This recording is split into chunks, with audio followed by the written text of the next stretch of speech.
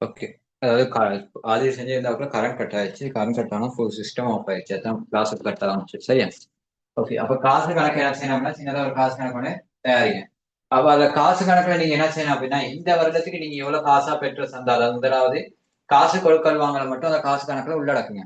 அப்ப இந்த வருடத்துக்கு நீங்க எவ்வளவு சந்தா வாங்கிருக்கீங்கன்னு பாருங்க. இந்த வருடத்துக்கு காசா பெற்ற சந்தா எவ்வளவுன்னா 275.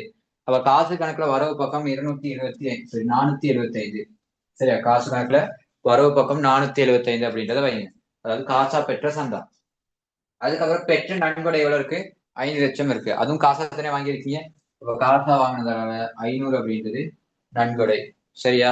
அதே போல அந்த நன்கொடை பயன்படுத்தி, அதாவது விளையாட்டு உபகரணம் எவ்வளவு கொள்வன் செஞ்சிருக்கீங்க? 5 லட்சத்துக்கு கொள்வன் செஞ்சிருக்கீங்க. அப்ப காசு வெளியே போகும். இப்ப காசு கணக்குல செலவு 5 லட்சம். சரியா? ஓகே. வேற ஏதாவது காசு தொடர்பான கொடுக்கல் வாங்கல் இருக்கா? அதாவது சொல்லிருக்காங்க பாருங்க, பெருமான தேவை நீங்களான செலவுகள். பெருமான தேவை மட்டும்தான் செலவுல இருக்க அதாவது செலவுக்குள்ள உள்ளடக்கிற செலவுகள், அதாவது செலவுக்குள்ள நிறைய உள்ளடக்கங்கள் இருக்கு, நிறைய வகையிலான செலவுகள் இருக்கு. அந்த எல்லா வகையிலான செலவுகள் காசு அல்லாத ஒரே செலவு எது அப்படின்னா இந்த பெருமான தேவையும் குறிப்பிடலாம். சரியா? பெருமான தேவை காசு இல்லாத ஒரு செலவினம். அப்ப அது நீங்களான செலவினம் அப்படின்னு தான் கொடுத்திருக்காங்க. அப்ப அது நீங்களான செலவினமா இருக்க சில சமயங்கள்ல அது காசா செலுத்தப்பட்ட செலவினங்களா கூட இருக்கலாம். சரியா? அப்ப இங்க நீங்க காசா செலுத்தப்பட்ட செலவினங்கள் 225 கொடுங்க. ஏன்னா பெருமான தேவை இல்லாம ஆக்கிட்டீங்க அப்படின்னா உங்களுக்கு என்ன செய்யும்? காசா எவ்வளவு செலுத்திருக்கீங்க அப்படின்றது வரும். இப்ப காசா செலுத்திய செலவுகள் 225. இவ்வளவுதான் என்ன செய்யுது அப்படின்னா காசு கொடுக்கல் வாங்கல் இருக்கு. அப்ப இதை பேலன்ஸ் பண்ணீங்கன்னா 975. 975. அதுல இருந்து என்ன செய்றீங்க அப்படின்னா 725 மைனஸ் பண்றீங்க. அதுல இருந்து 725 என்ன செய்ய போறீங்க அப்படின்னா மைனஸ் பண்ண போறீங்க. சரியா? 725 மைனஸ் பண்ண எவ்வளவு? 250. 250. 250.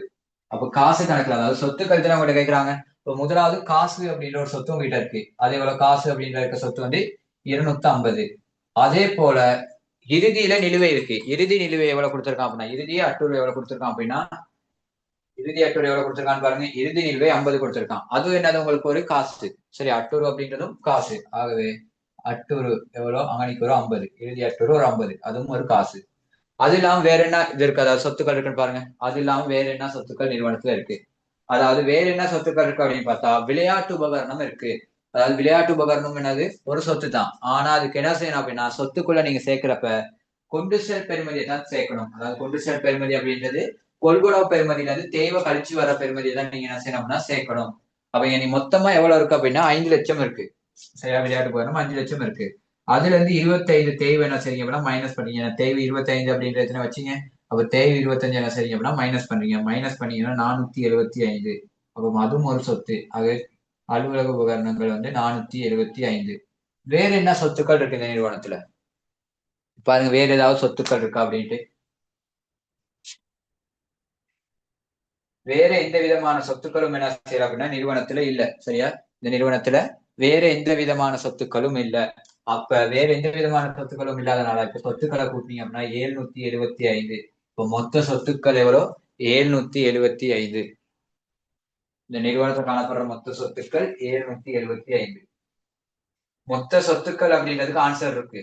பட் வருமான மிகை அல்லது பற்றாக்குறைக்கு ஆன்சர் இல்ல. வருமான மிகை பற்றாக்குறைக்கான ஆன்சர் எது அப்படின்னா நீங்க காட்டியிருக்க பற்றாக்குறை 75 அப்படின்றது வந்திருக்கணும். சரியா? இதுல ஏதாவது டவுட் இருந்தா கேளுங்க போவோம்.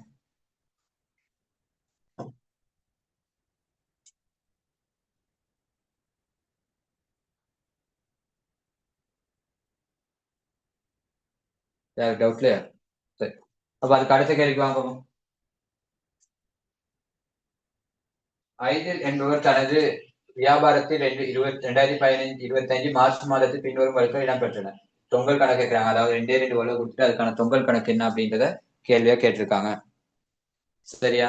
அப்ப முதலாவது வழுக்கலினால் உருவாகிய தொங்கல் கணக்கு மீதி, அதாவது வழுக்கலினால் உருவாகிய தொங்கல் கணக்கு மீதி எவ்வளவு அப்படின்னு கேக்குறாங்க.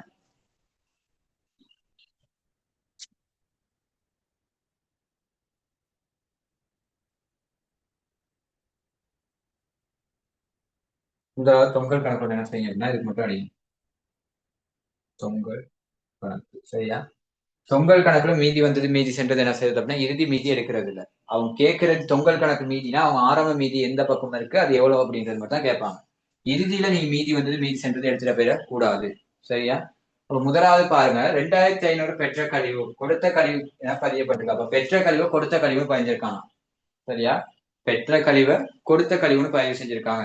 இதனால தொங்கல் கணக்கு பாதிப்பை ஏற்படுத்துமா?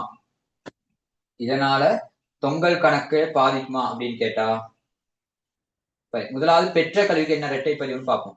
சரியா? பெற்ற கழிவுக்கு என்ன இரட்டை பதிவுன்னு பார்த்து அதுக்கப்புறம் யோசிப்போம் அது பெற்ற கழிவு வந்து தாக்கத்தை ஏற்படுத்துமா ஏற்படுத்தாதா அப்படின்ட்டு. பெற்ற கழிவுக்கான இரட்டை பதிவு பெற்ற கழிவுக்கான இரட்டை பதிவு கடன் கொடுத்தோர் கட்டுப்பாட்டு கணக்கு கடன் கொடுத்தோன் கணக்கு வரவு. சரியா? கடன் கொடுத்தோன் கணக்கு வரவு. அதே போல பெற்ற கழிவு கணக்கு செலவு பெற்ற கழிவு கணக்கு செலவு. சரி, இதுதான் என்னது இரட்டை பதிவு. சரியா? இதுதான் இரட்டை பதிவு. அப்ப இந்த பதிவை பதியறதுக்கு பதிலாக அவன் கொடுத்த கழிவுன பதிஞ்சிட்டானா? அதை பெற்ற கழிவோ கொடுத்த கழிவுன பதியப்பட்டிருக்கு. அப்ப கொடுத்த கழிவுக்கான இரட்டை பதிவு கடன்பட்டோர் கட்டுப்பாட்டு கணக்கு செலவு கொடுத்த கழிவு கணக்கு வரவு. அதாவது கொடுத்த கழிவு கணக்கு வரவு கடன்பட்டோர் கட்டுப்பாட்டு கணக்கு செலவு. இப்ப இதனால தொங்கல் கணக்கை பாதிக்குமா அப்படின்னு கேட்டா, அதாவது இதனால தொங்கல் கணக்கை பாதிக்குமா அப்படின்னு கேட்டா கட்டாயம் என்ன செய்ய போறது இல்லை அப்படின்னா சொல்லுங்க. கட்டாயம் பாதிக்குமா பாதிக்காத? உங்ககிட்ட கேட்டு வரும் கேள்வி ஆன்சர் சொல்லுங்க. எனக்கு மதுரை சொல்லுங்க போகும்போது பாதிக்குமா பாதிக்காத? பாதிக்காது. காரணம் வரவுல ஒரு பதிவு இருக்கும், செலவுல ஒரு பதிவு இருக்கும், அதனால பாதிக்காது. என்ன வரவு பதிவு என்ன கொடுப்பீங்க?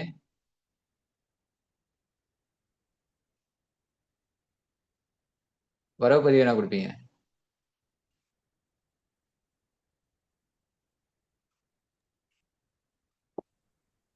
கொடுத்த கழிவு கணக்கு கடன்பட்டோர் கட்டுப்பாட்டு கணக்கு வரவு கொடுத்த கழிவு கணக்கு செலவு. அவ்வளவா பதிவீங்க? அதை திருத்தம் செய்யறதுக்கு அவ்வளவா பதிவு செய்வீங்க?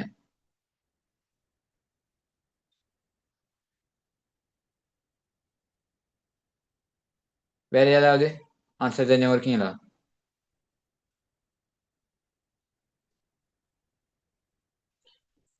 ஆன்சர் தெரிஞ்சவங்க இருந்தா சொல்லுங்க, யாரா இருந்தாலும் பரவாயில்ல. பெற்ற கழிவு பதிஞ்சதை நீக்கி விடணும் தானே என்ன? சரி, பதிவு சொல்லுங்க. நீக்கணும்னா பதிவு. பெற்ற கழிவு கணக்கு வரவு கடன் கொடுத்தோர் கணக்கு செலவு. பெற்ற கழிவு கணக்கு வரவு கடன் கொடுத்தோர் கணக்கு செலவு. வேற வேற என்ன பதிவு கொடுப்பீங்க? அதுக்கப்புறம் கொடுத்த கழிவை பதிவு செய்யணும். அதுக்கான பதிவு சொல்லுங்க. கொடுத்த கழிவு கணக்கு வரவு கடன்பட்டோர் கணக்கு செலவு. அதாவது முதலாவது என்ன செய்யணும் அப்படின்னா அதாவது பெற்ற கழிவுக்கு தெரியும். பெற்ற கழிவு கொடுத்த கழிவா பதிஞ்சிருக்கான். அதாவது இப்ப கொடுத்த கழிவுக்கான பதிவு எப்படி வரும்? கொடுத்த கழிவு கணக்கு வரவு. சரியா? கொடுத்த கழிவு கணக்கு வரவு. அதே மாதிரி கடன்பட்டோர் கணக்கு செலவு. இப்படித்தான் பதிவு செய்வோம். இவ என்ன செஞ்சுட்டான் அப்படின்னா பெற்ற கழிவு வந்து பெற்றிருக்கான். அதாவது இந்த முறைப்படித்தான் என்ன செஞ்சிருக்கணும் அப்படின்னா பதிவு செஞ்சிருக்கணும். ஆனா அவன் என்ன செஞ்சிருக்கான் அப்படின்னா சரி இந்த முறைப்படியில இந்த முறைப்படி அதாவது பெற்ற கழிவு முறைப்படி அவன் பதிவு செஞ்சிருக்கான். அதாவது நம்ம கரக்கா முறைப்படி பதிவு செஞ்சா இதுதான் சரியான முறை. ஆனா அவன் என்ன செஞ்சான் அப்படின்னா இந்த முறையில பதிவு செஞ்சிருக்கான். அதாவது இந்த முறைக்கு பதிலாக இந்த முறையில என்ன செஞ்சான்னா பதிவு செஞ்சுட்டான். முதலாவது நீங்க என்ன செய்யணும் அப்படின்னா இந்த முறையில பதிவு செஞ்சாங்க தானே, இதை இல்லாமக்கணும். அப்ப இதை இல்லாமக்கிறதுக்கு என்ன செய்வீங்க? இந்த பதிவை தடவை எழுதுவீங்க. அதாவது அந்த பதிவை என்ன செய்வீங்க அப்படின்னா மாற்றி எழுதுவீங்க. எப்படி? கடன்பட்டோர் கட்டுப்பாட்டு கணக்கு கடன்பட்டோர் கட்டுப்பாட்டு கணக்கு வரவு கொடுத்த கழிவு கணக்கு செலவு அப்படின்றத முதலாவது பதிவு எழுதுவீங்க. ஏன்னா அந்த பதிவு இல்லாமக்கணுமே, அதுக்காக எழுதுவீங்க. அதுக்கப்புறம் சரியா பதியணுமே, அதாவது பெற்ற கழிவு என்ன செய்யணும்? சரியா பதியணுமே, அதுக்காக என்ன செய்வீங்க அப்படின்னா பெற்ற கழிவுக்கு சரியான பதிவு என்ன செய்வீங்க அப்படின்னா கொடுப்பீங்க. இப்ப முதல் பிழையா பதிவு செஞ்சது இல்லாமக்கிறதுக்காக எதிர்பதிவு கொடுப்பீங்க. அதுக்கப்புறம் அதை சரியா திருப்பி பதிவு செய்யறதுக்கு என்ன செய்யுங்க அப்படின்னா சரியான பதிவு என்ன செய்யுங்க அப்படின்னா கொடுப்பீங்க. சரியா? அப்ப முதலாவது வந்து என்ன செய்யுது? தொங்கல் கணக்கு என்ன செய்யுது அப்படின்னா ஏற்படுத்தாது. தொங்கல் வழுக்கல் என்ன செய்யுது அப்படின்னா ஏற்படுத்தாது. அடுத்து சொல்லியிருக்கான் வெளித்திரும்பல் 12,000 உட்திரும்பல் என பதியப்பட்டிருக்காங்க. அதாவது வெளித்திரும்பல் 12,000 உட்திருப்பம் என்ன செஞ்சிருக்காங்க அப்படின்னா பதிவு செஞ்சிருக்காங்க. சரியா? வெளித்திருப்பவனும் பதிவு செஞ்சது. அதாவது வெளித்திரும்பல் 12,000 உட்திருப்பவனும் பதிவு செஞ்சதா அதுவும் இதே போலத்தான் என்ன செஞ்சிருக்காங்க அப்படின்னா பதிவு செஞ்சிருக்காங்க. ஆனா அமௌண்ட் என்ன செஞ்சிருக்காங்க? குறைச்சி பதிவு செஞ்சிருக்காங்க. கணக்கு மாதிரி பதிவு செஞ்ச அதே சமயம் அமௌண்ட் என்ன செஞ்சிருக்காங்க? குறைச்சி பதிவு செஞ்சிருக்காங்க. அப்ப இது பாப்போம் தொங்கல் கணக்கு தாக்கத்தை ஏற்படுத்துமா ஏற்படுத்தாது அப்படின்ட்டு. முதலாவது இது ரெண்டுக்கும், அதாவது உட்திருப்பு வெளித்திருப்பு அது ரெண்டுக்கும் பதிவு தெரியணும். உட்திருப்பத்துக்கு என்ன பதிவு எழுதுவீங்க? உட்திருப்ப கணக்கு வரவு. உட்திருப்ப கணக்கு வரவுன்னு எழுதுவீங்க. கடன்பட்டோன் கணக்கு செலவுன்னு எழுதுவீங்க. இதுதான் சரியான பதிவு. சரியா? அதே போல வெளித்திருப்பதுக்கு என்ன பதிவு எழுதுவீங்க? கடன் கொடுத்தோன் கணக்கு வரவு. கடன் கொடுத்தோன் கணக்கு வரவு. வெளித்திருப்பும் கணக்கு செலவு. வெளித்திருப்பும் கணக்கு செலவு. இதுதான் என்ன செய்வீங்க அப்படின்னா பதிவா எழுதுவீங்க. இது வரவு, இது செலவு அப்படின்ட்டா பதிவா எழுதுவீங்க. இப்ப என்ன செஞ்சுட்டாங்க அப்படின்னா வெளித்திருப்பத்தை, அதாவது வெளித்திருப்பம் 12,000 உட்திருப்பமா பதிவு செஞ்சிருக்காங்க. வெளித்திருப்பத்தை 12,000 உட்திருப்பமா என்ன செஞ்சிருக்காங்க அப்படின்னா பதிவு செஞ்சிருக்காங்க. அப்போ உட்திருப்பமா பதிவு செஞ்சிருக்கப்ப நீங்க என்ன செய்யணும் அப்படின்னா இதுக்கு எதிரான பதிவை கொடுக்கணும். அதாவது கடன் உட்திருப்பமா அதை பதிவு செஞ்சிருக்காங்க. அப்போ உட்திருப்பத்துக்கு எதிரான பதிவு கொடுத்தா உட்திருப்பம் இல்லாம போயிடும். உட்திருப்பத்துக்கு எதிரான பதிவு கொடுத்தீங்க அப்படின்னா உட்திருப்பம் இல்லாம போயிடும். சரியா? உட்திருப்பத்துக்கு எதிரான பதிவு எப்படி கொடுப்பீங்க அப்படின்னா கடன்பட்டோர் கட்டுப்பாட்டு கணக்கு, கடன்பட்டோன் கட்டுப்பாட்டு கணக்கு வரவு, கடன்பட்டோன் கட்டுப்பாட்டு கணக்கு வரவு 21,000. கடன்பட்டோர் கட்டுப்பாட்டு கணக்கு வரவு 21,000. சரியா? அதே போல உட்திருப்ப கணக்கு செலவு, உட்திருப்ப கணக்கு செலவு 21,000. இது முதலாவது பதிவு என்ன செய்வீங்க அப்படின்னா எழுதுவீங்க. அதுக்கு அடுத்த பதிவு என்ன செய்வீங்க அப்படின்னா அதுக்கு அடுத்த பதிவு இதை சரியா பதிவு செய்யறதுக்கு என்ன செய்வீங்க அப்படின்னா பதிவு எழுதுவீங்க. சரியா எப்படி பதிவு செய்வீங்க? கடன் கொடுத்தோன் கட்டுப்பாட்டு கணக்கு வரவு, கடன் கொடுத்தோன் கட்டுப்பாட்டு கணக்கு வரவு 12,000. வெளித்திருப்பும் கணக்கு செலவு 12,000. வெளித்திருப்பும் கணக்கு செலவு 12,000. அப்ப இந்த ரெண்டு கொடுக்கல் வாங்கலும் என்ன செய்யலாம் அப்படின்னா இங்க தொங்கல் கணக்கு ஏற்படுத்தல. சரியா? தொங்கல் கணக்குல என்ன செய்யலாம் அப்படின்னா தாக்கத்தை ஏற்படுத்தல. அப்ப தொங்கல் கணக்கு இந்த ரெண்டு கணக்கும், அதாவது இந்த ரெண்டுமே என்ன செய்யல அப்படின்னா தொங்கல் கணக்குல பாதிப்பு ஏற்படுத்தாதனால இங்க என்ன செய்யல அப்படின்னா தொங்கல் கணக்குல மீதி உருவாகாது. இது ரெண்டுமே என்ன செய்யல அப்படின்னா தாக்கத்தை, அதாவது தொங்கல் கணக்குல எந்த விதமான தாக்கத்தையும் என்ன செய்யாது அப்படின்னா ஏற்படுத்தாது. ஏன்னா இதுல எந்த, அதாவது எங்களுக்காவது ஒரு பாயிண்ட்ஸ்ல சொல்லியிருக்கானா, சாரி, எங்கனைக்காவது ஒரு பாயிண்ட்ஸ்ல சொல்லியிருக்கானா வெளித்திருப்பம் உட்திருப்பம் கணக்குகளில் பதியப்படல அப்படின்ட்டு. வெளித்திருப்பம் உட்திருப்பம் கணக்குகளில பதியப்படல அப்படின்னு சொல்லியிருக்கானா? இல்ல. இவன் என்ன சொல்லியிருக்கான்? என பதியப்பட்டுள்ளது அப்படின்னு தான் சொல்லியிருக்கான். அப்ப ரெண்டு, அதாவது அந்த வெட்டை பதிவே மாத்திதான் என்ன செஞ்சிருக்கான் அப்படின்னா பதிவு செஞ்சிருக்கான்னு தான் எடுக்கணும். கணக்குகளின்னு சொல்றப்ப என்ன செய்யலாம் அப்படின்னா பெற்ற கழிவு கணக்கு கொடுத்த கழிவு கணக்குல மட்டும் என்ன செஞ்சிருக்கான் அப்படின்னா சொல்லியிருக்கான். அதாவது கடன் பட்டோர் கடன் கொடுத்தவரும் சரியா பதிஞ்சிட்டு இதுகளை மட்டும் பிழையா பதிவு செஞ்சிருக்கான் அப்படின்றத எடுக்கலாம். ஆனா இங்க கணக்குகளில் அப்படின்னு சொல்லிடல, இங்க பதியப்பட்டதுன்னு மட்டும் தான் சொல்லியிருக்கான். அப்ப பதியப்பட்டதுன்னா அந்த பதிவே திருப்பி தான் பதிஞ்சிருக்கான். அதாவது பதிவே என்ன செஞ்சிருக்கான் மாத்தி தான் பதிஞ்சிருக்கான் அப்படின்றத எடுக்கணும். அதாவது ரெண்டு பதிவுகளையும் மாத்தி பதிஞ்சிருக்கான். வெட்டை பதிவு ரெண்டையுமே மாத்தி பதிவு செஞ்சிருக்காங்க. அப்ப அதை முதலாவது என்ன செய்யணும் அப்படின்னா ஒன்னு மாத்தி பதிவு செஞ்சா, அதாவது ஒரு கொடுக்கல் வாங்கல வேறொரு கொடுக்கல் வாங்கல்களா மாற்றி பதிவு செஞ்சா அந்த கொடுக்கல் வாங்கல்ல இருந்து இல்லாம ஆக்குறதுக்காக எதிர்பதிவு கொடுக்கணும். அதை உரியவாறு பதிவு செய்யறதுக்காக சரியான பதிவு என்ன செய்யணும் அப்படின்னா கொடுக்கணும். அப்ப இந்த ரெண்டு கணக்குகளையும் என்ன செய்யாது அப்படின்னா எங்கனைக்குமே தொங்கல் அப்படின்ற ஒரு சொற்பம் பயன்படுத்துறது இல்ல. ரெண்டு கணக்குலையும் எங்கனைக்குமே என்ன செய்யறது அப்படின்னா தொங்கல் அப்படின்றது பயன்படுத்துறது இல்ல. ஆகவே தொங்கல் கணக்கு மீதி 0 அப்படின்றது வரணும். தொங்கல் கணக்கு மீதி 0 அப்படின்றது வரணும். எனக்கு உண்மையா சொல்லுங்க, அதாவது உண்மையா நீங்க இது யாரு இதுக்கு ஆன்சர் எடுத்து கோட் அடிச்சு வச்சிருக்கீங்க.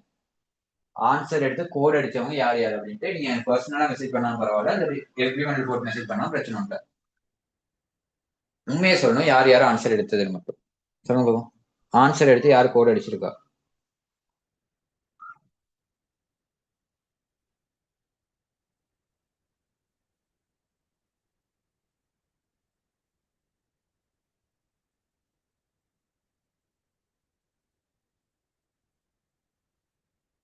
ஓகே, வேற மத்தவங்க எப்படி ஆன்சர் எடுக்கவே இல்லையா?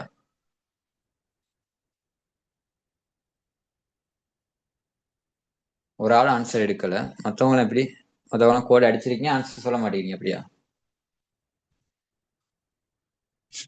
நயச போறது இல்ல, அதே போல எதுவுமே சொல்ல போறது இல்ல. அதனால ஆன்சர் சொல்லுங்க, யாரு ஆன்சர் எடுத்து அடிச்சிருக்கீங்க அப்படின்ட்டு. கிறிஸ்டிக்கு என்ன ஆன்சர் எடுத்திருக்கீங்க சொல்லுங்க. நான் ஆன்சர் எடுக்கலைன்னா அதுக்கு சரியான இரட்டை பதிவை மட்டும் எழுதி வச்சிருக்கேன். ஓகே, லோசனா? லோசனா சொல்லிட்டீங்களே. மதுரை?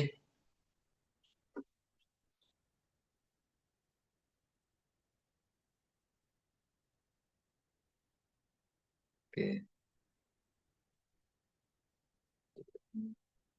ஆன்சர் எடுக்க.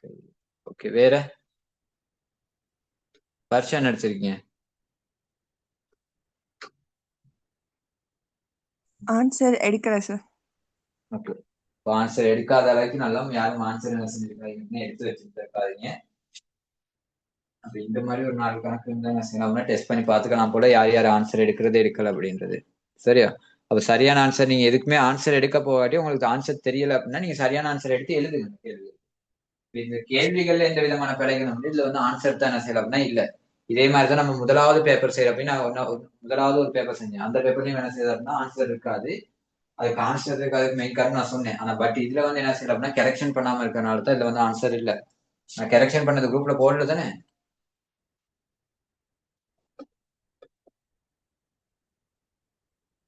போடல குரூப்ல போட்டேன்னா போடல. இல்ல போடலாம்.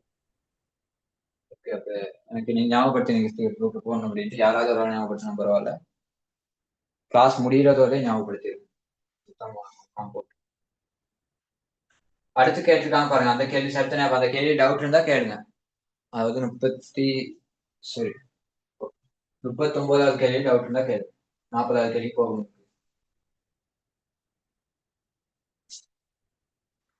சரி 40வது கேள்வி பாருங்க. திருத்திய கடன்பட்டோன் கட்டுப்பாட்டு கணக்கு மீதியும் திருத்தமுன் கடன்பட்டோன் பேரேட்டு பட்டியல் மீது, அதாவது பேரேடு அப்படின்றது பட்டியல் தான் சொல்றாங்க. பட்டியல் மீதியும் கேட்கறாங்க. அப்ப இதுல மேல கொடுத்திருக்காங்க பாருங்க. பட்டியல் மீதி மட்டும் தான் கொடுத்துருக்காங்க. அதாவது கட்டுப்பாட்டு கணக்கு மீதி 42,000 பட்டியல் மீதியுடன் இணங்கப்படவில்லை. அப்ப பட்டியலோட என்ன செய்யல அப்படின்னா அதாவது சமப்படலாம் ரெண்டுமே. சமப்படாத சந்தர்ப்பத்தில் தான் நம்மளுக்கு என்ன செய்வாங்க அப்படின்னா கணக்கு கொடுத்து சமப்படுத்த சொல்லி எடுப்பாங்க. அப்ப நீங்க கேட்டிருக்கிறது வந்து திருத்திய கடன்பட்டோர் கட்டுப்பாட்டு கணக்கு மீதியும் திருத்த முன்னுக்கான பட்டியல் மீதியையும் கேட்டிருக்காங்க. திருத்திய கடன்பட்டோர் கட்டுப்பாட்டு கணக்கு மீதியும் திருத்த முன்னுக்கான பட்டியல் மீதியும் என்ன செய்யறாங்கன்னா கேட்டிருக்காங்க. அப்ப கட்டுப்பாட்டு கணக்கு சரியா, அதே போல பட்டியல்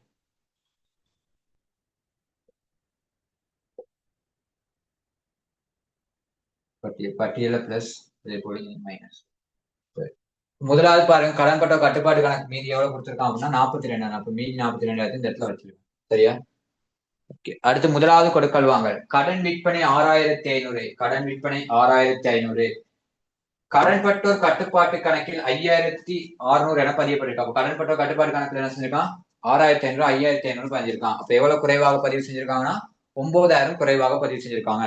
அப்ப நீங்க என்ன செய்யணும் கட்டுப்பாட்டு கணக்குல 9,000 கூட்டணும். ஏன்னா விற்பனை அப்படின்றது வரவு பக்கம் வருதுன்னு.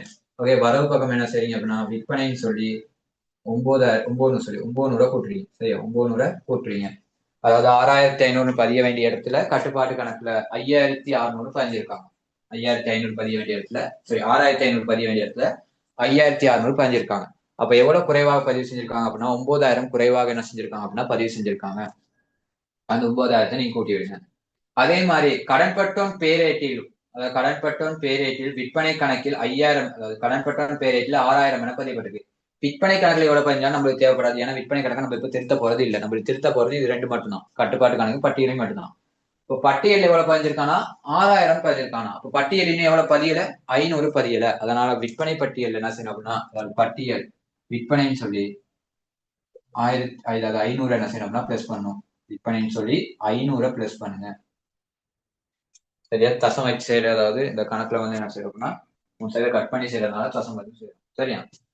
ஓகே அதுல பாருங்க ஏதாச்சும் டவுட் இருக்காண்டு. விற்பனை கணக்குல 5,000 அப்படின்றது நீங்க திருத்தம் செய்ய தேவையில்ல. அது ஏன்னா விற்பனை கணக்குல நீங்க அதுக்கப்புறம் அதாவது அது வந்து விற்பனை கணக்கு திருத்தி கேட்டிருந்தாங்கன்னா செஞ்சிருக்கலாம். இப்ப அது கேட்கறது நம்மளுக்கு, அதனால அதை விட்டுரும். அடுத்து விற்பனை திரும்பல் நாளேடு 2,000 கூட்டப்பட்டுள்ளது. அதாவது விற்பனை திரும்பல் நாளேடு 2,000 கூடுதலாக கூட்டியிருக்காங்களாம். அதாவது நாளேடுகளில் ஏற்படும் கூட்டல் தவறு, நாளேடுகளில் ஏற்படும் கூட்டல் தவறு கட்டுப்பாட்டு கணக்கை மாத்திரம் பாதிக்கும். நாளேடுகளில் ஏற்படும் கூட்டல் தவறு கட்டுப்பாட்டு கணக்கை மாத்திரம் பாதிக்கும். சரியா? பதிதல் தவறு 2 பக்கம் பாதிக்கும். ஒரு ஏதாவது ஒரு கொடுக்கலவங்க பதிஞ்சதுல பெல அப்படின்னா 2 பக்கமும் பாதிக்கும். நாளேடுகளில் பதிதல் தவறு பட்டியலையும் பாதிக்கும், கட்டுப்பாட்டு கணக்கையும் பாதிக்கும். அதே கூட்டல் தவறு கட்டுப்பாட்டு கணக்கு மட்டும்தான் என்ன செய்யும் அப்படின்னா பாதிக்கும். கட்டுப்பாட்டு கணக்கு மட்டும்தான் பாதிக்கும். அதனால இப்ப என்ன செஞ்சிருக்காங்க உட்திரும்பதை கூடுதலா பதிஞ்சிருக்காங்க. உட்திரும்ப நாளேடு கூடுதலா 2,000 கூட்டி பதிஞ்சிருக்காங்க. அப்ப கூட்டி பதிஞ்சிருந்து எந்த பக்கம் அந்த கூடுதலான தொகை வச்சிருப்பாங்க செலவு பக்கம் வச்சிருப்பாங்க. அப்ப நீங்க என்ன செய்யணும் அதை இல்லாமக்கிறதுக்காக வரவு வைக்கணும். ஆகிய உட்திருப்பம் அப்படின்ட்டு 2,000 வச்சீங்கன்னா சரி. சரியா? ஏன்னா அவங்க கூடுதலா வச்சிருந்தாங்கன்னா செலவு பக்கம் தான் கூட வச்சிருப்பாங்க. அப்ப அந்த கூட வச்சது என்ன செய்யணும் குறைக்கிறதுக்காக வரவு வச்சிட்டோம். அவ்வளவுதான். அது வந்து பட்டியலுக்கு வராது. ஏன்னா கூட்டல் தவிர்த்தானே பட்டியலுக்கு வராது.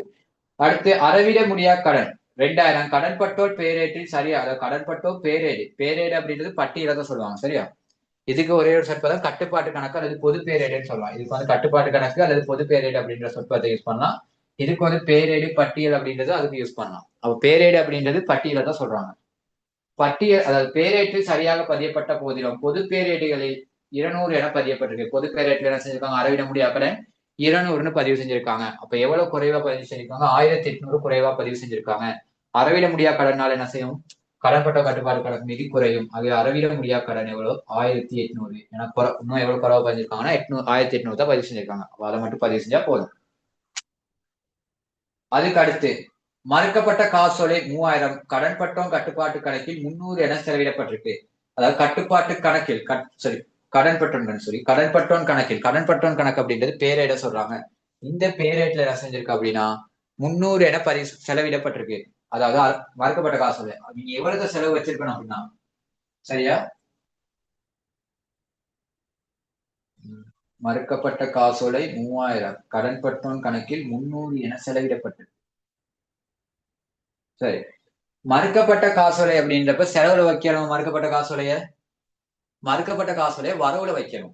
சரியா, இவங்க என்ன செஞ்சிருக்காங்க, செலவுல வச்சிருக்காங்க 300. அதாவது 3000 அப்படின்ற காசோலை சரியா, அந்த 3000 மறுக்கப்பட்டிருக்கான். அந்த 3000 மறுக்கப்பட்டா இவங்க எங்க வச்சிருக்காங்க, மறுக்கப்பட்ட தொகையை வரவுல வச்சிருக்கணும். அதாவது பிளஸ் பண்ணிருக்கணும். இன்னைக்கு கடன்பட்டோர் கட்டுப்பாடு கணக்குல வரவு வச்சிருப்பாங்க. மறுக்கப்பட்ட காசோலைக்கான பதிவு என்னது, கடன்பட்டோர் கட்டுப்பாட்டு கணக்கு வரவு, காசு கணக்கு என்ன செஞ்சிடும் அப்படின்னா செலவு வச்சிரும். பதிவு கடன்பட்டோர் கட்டுப்பாட்டு கணக்கு வரவு, காசு கணக்கு செலவு அப்படின்றத இரட்டை பதிவு. அப்ப இவங்க என்ன செஞ்சுட்டாங்க அப்படின்னா, இதை கடன்பட்டோர் கட்டுப்பாட்டு கணக்குல இன்னைக்கு வரவு வச்சா கூடணுமே, கூட்டுறதுக்கு பதிலா செலவு வச்சிருக்காங்க. அதாவது செலவிடப்பட்டது அப்படின்றப்ப செலவு வச்சிருக்காங்க. பச்ச அமௌண்ட் செலவுல வச்சது எப்படி பழையாத்தான் வச்சிருக்காங்க. எவ்வளவு, 300 தான் வச்சிருக்காங்க. அப்ப நீங்க என்ன செய்யணும் அப்படின்னா, இந்த செலவுல வச்சது இல்லாமக்க வரவு வைக்கணும் ஒரு 300. அது இல்லாம இந்த 3000 சரியா பதிவு செய்யறதுக்கு ஒரு 3000 வைக்கணும். அப்ப மொத்தமா என்ன செய்யணும் அப்படின்னா, பிளஸ் பண்ண வேண்டிய எவ்வளவு, 3300. அப்ப எனக்கு மறுக்கப்பட்ட காசோலை 3300 அப்படின்றத வச்சிருக்கணும். 3300 அப்படின்றது மறுக்கப்பட்ட காசோலையா வச்சிருக்கணும். பாருங்க, அந்த கொடுக்கல் வாங்கல விளங்கிருக்கா அப்படின்ட்டு ஏதாவது பதினஞ்சு டவுட்னா கேளுங்க.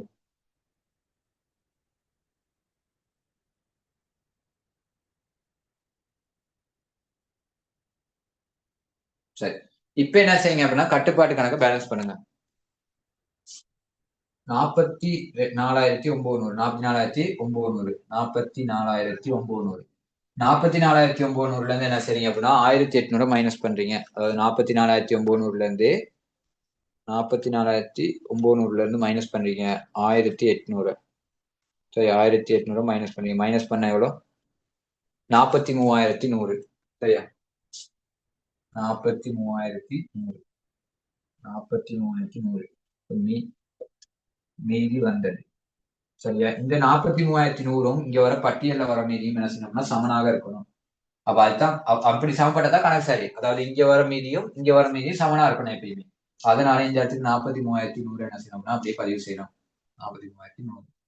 சரியா, இப்ப 43,100ல இருந்து 3,500 என்ன செய்றீங்க அப்படின்னா கழிச்சீங்க அப்படின்னா இந்த இடத்துல அதாவது திருத்த முன்னுக்கான மீதி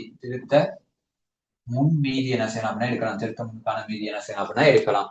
சரியா, அப்ப 43,100ல இருந்து 43,100ல இருந்து 3,800 என்ன செய்றீங்க அப்படின்னா மைனஸ் பண்றீங்க. மைனஸ் பண்ணீங்க அப்படின்னா 39,300 திருத்த முன்னுக்கான மீதியா வரும். 39,300 அப்படின்றது திருத்த முன்னுக்கான மீதி. பாருங்க, திருத்திய மீதி எவ்வளவு அப்படின்னா 43,100 அதே திருத்த முன்னுக்கான மீதி 39,300. சரியா, அதாவது ரெண்டாவது கேள்வி கேட்டிருக்காங்க திருத்த முன்னுக்கான மீதி, அது எவ்வளவு, 39,300. திருத்திய மீதி கேட்டிருக்காங்க முதலாவது கேள்வியா, அது 43,100. இப்ப எத்தனாவது ஆன்சர் அப்படின்னா 40வதுக்கு 2வது ஆன்சர், 41க்கு 3வது ஆன்சர். ஆன்சர் எடுத்தது ஏதாவது டவுட் இருந்தா கேளுங்க.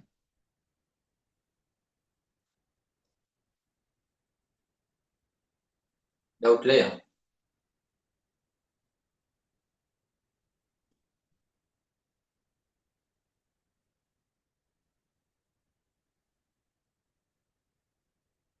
சரி, யாருக்கும் டவுட் இல்லையா? அப்ப இன்னைக்கு எத்தனை கேள்வி, இன்னைக்கு பார்த்த கேள்விகள் ஏதாவது டவுட் இருக்கான்னு பாருங்க. டவுட் இருந்துச்சு அப்படின்னா கேட்டுங்க. இன்னைக்கு பார்த்த அவ்வளவு கேள்விகளையும் ஏதாவது டவுட் இருக்கு அப்படின்னா கேளுங்க.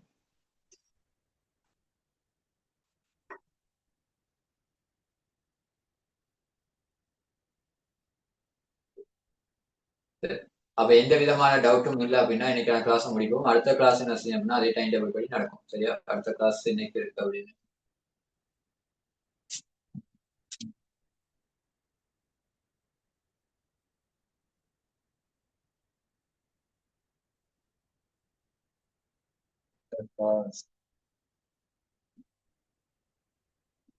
அடுத்து உங்களோட பேப்பர் கிளாஸ் என்னைக்கு நடக்கும் அப்படின்னா திங்கக்கிழமையா இருக்கு.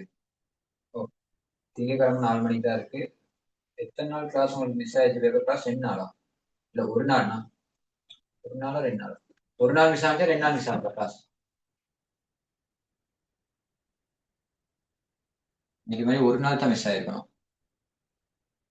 1 நாள். அதாவது நேற்று வெனிஸ்டேயோட கிளாஸ் மட்டும் என்ன செஞ்சிருக்கோம்னா எல்லாம் பேருக்கும். சரி, அப்போ உங்களோட அடுத்த கிளாஸ் என்ன செஞ்சோம்னா திங்கக்கிழமை இருக்கும்.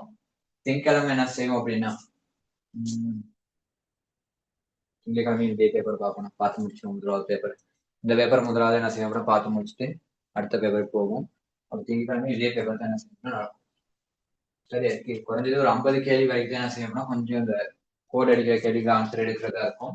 அதுக்கப்புறம் என்ன செய்யணும்னா இடைவெளி நிரப்புறது இருக்கும். இடைவெளி நிரப்புறது என்ன செய்யணும் டக்கு டக்குன்னு போயிடலாம். அதுல வந்து டக்குனு ஆன்சர் எடுத்து போயிடலாம். இது வந்து கொஞ்சம் டைம் எடுக்கும். கேள்வி பதிவாய் கொடுத்துருக்கோம். அப்ப ஏதாச்சும் டவுட் இருந்துச்சு அப்படின்னா கேளுங்க. அதே போல நீங்க எல்லாமே செஞ்ச அனுப்புற பயிற்சிகளை என்ன செய்யலாம்னா பத்தல. நான் அப்படின்னா நீங்க செஞ்சு அனுப்பி இது வரைக்கும் நான் என்ன செய்யறேன் அப்படின்னா யாரும் பெருசா செஞ்சு அனுப்பி நான் பார்த்தது இல்ல வாட்ஸ்அப்புக்கு வந்ததே இல்லை எனக்கு. சரியா? அப்போ பேப்பர் செய்யதான் என்ன செய்ய முடியும் அப்படின்னா அக்கௌண்ட் செய்ய முடியும். பேப்பர் செய்யாம போய் ஃபைனல் எக்ஸாம் இப்ப எல்லாம் ஈஸியா இருக்க மாதிரி இருக்கும். ஃபைனல் எக்ஸாம்ல என்ன செய்ய முடியாது அப்படின்னா போயிட்டு ஈஸியா இருக்க முடியும். ஃபைனல் எக்ஸாம் செய்ய முடியாது. அங்க போயிட்டு இருக்க பயத்துல என்ன செய்யும் அப்படின்னா இருக்க எல்லாத்தையுமே போட்டோ விட்டு வரதுக்கான சந்தர்ப்பங்களும் இருக்கு. சரியா? அதனால நீங்க என்ன செய்யணும் அப்படின்னா ஒவ்வொரு வீக்கும் சரியா ஒவ்வொரு வீக்கும் 2 என்ன செய்யணும் அப்படின்னா பார்ட் 2 பேப்பர் 2 பார்ட் 2 பேப்பரும் 3 பார்ட் 2 பேப்பர் 2ம் பார்ட் 1 பேப்பர் 3ம் ஏதாவது பேப்பர் எந்த பேப்பர் வந்தாலும் பரவாயில்ல